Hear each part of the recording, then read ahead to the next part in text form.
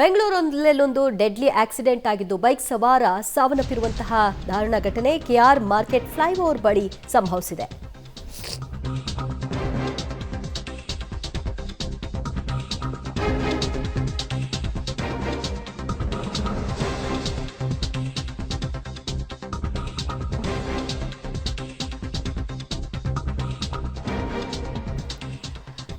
ಬೆಂಗಳೂರಿನಲ್ಲಿ ಮತ್ತೊಂದು deadly accident ಆಗಿದೆ. ಕೆಆರ್ ಮಾರ್ಕೆಟ್ನ ಫ್ಲೈಓವರ್ ಬಳಿ ಈ ದುರಂತ ಸಂಭವಿಸಿದ್ದು ಅಪರಿಚಿತ ವಾಹನ ಡಿಕ್ಕಿಯಾದ ಪರಿಣಾಮ ಬೈಕ್ ಸವಾರ ಸ್ಥಳದಲ್ಲೇ ಸಾವನ್ನಪ್ಪಿದ್ದಾರೆ. ಮಾರ್ಕೆಟ್ನಿಂದ ಮೈಸೂರು ಕಡೆಗೆ ತೆರಳುತ್ತಿದ್ದಾಗ ಈ ಅವಘಡ ಸಂಭವಿಸಿದೆ.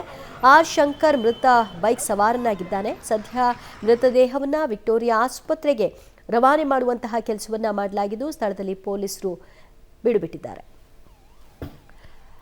ಮತ್ತಷ್ಟು ಮಾಹಿತಿ ಪಡೆಯೋಣ ನಮ್ಮ ಪ್ರತಿನಿಧಿ ನರಸಿಂಹಮೂರ್ತಿಯಿಂದ. ನರಸಿಂಹಮೂರ್ತಿ, ಘಟನೆ ಎಷ್ಟೊತ್ತಿಗಾಗಿರೋದು? ಬೈಕ್ನಲ್ಲಿ ಓರ್ವ ಮಾತ್ರ ಇದ್ರ, ಹೆಲ್ಮೆಟ್ ಹಾಕಿರ್ಲಿಲ್ವಾ? ಏನಾಗಿತ್ತು?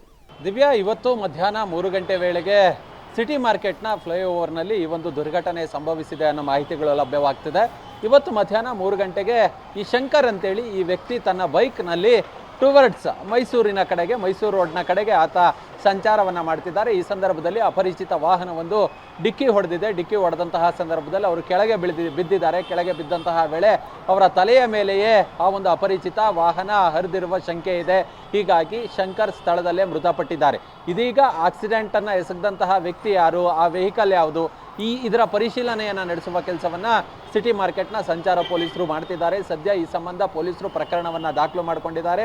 ಶಂಕರ್ ಅಂದರೆ ಈ ಒಂದು ದುರ್ಘಟನೆಯಲ್ಲಿ ಸಾವನ್ನಪ್ಪಂತಹ ವ್ಯಕ್ತಿ ಶಂಕರ್ ಅನ್ನೋದು ಗೊತ್ತಾಗಿತ್ತು. ಅವರ ಮನೆಯವರಿಗೆ ಮಾಹಿತಿಯನ್ನು ತಲುಪಿಸುವ ಕೆಲಸವನ್ನು ಕೂಡ ಮಾಡಲಾಗಿದೆ. ಮರಣೋತ್ತರ ಪರೀಕ್ಷೆಗಾಗಿ ಮೃತದೇಹವನ್ನು ವಿಕ್ಟೋರಿಯಾ ಆಸ್ಪತ್ರೆಗೆ ಸಾಗಿಸುವ ಕೆಲಸವನ್ನು ಕೂಡ ಪೊಲೀಸರು ಮಾಡಿದ್ದಾರೆ. ನರಸಿಂಹಮೂರ್ತಿ ಸಂಪರ್ಕದಲ್ಲಿರಿ, ಇನ್ನಷ್ಟು ಡೀಟೇಲ್ಸ್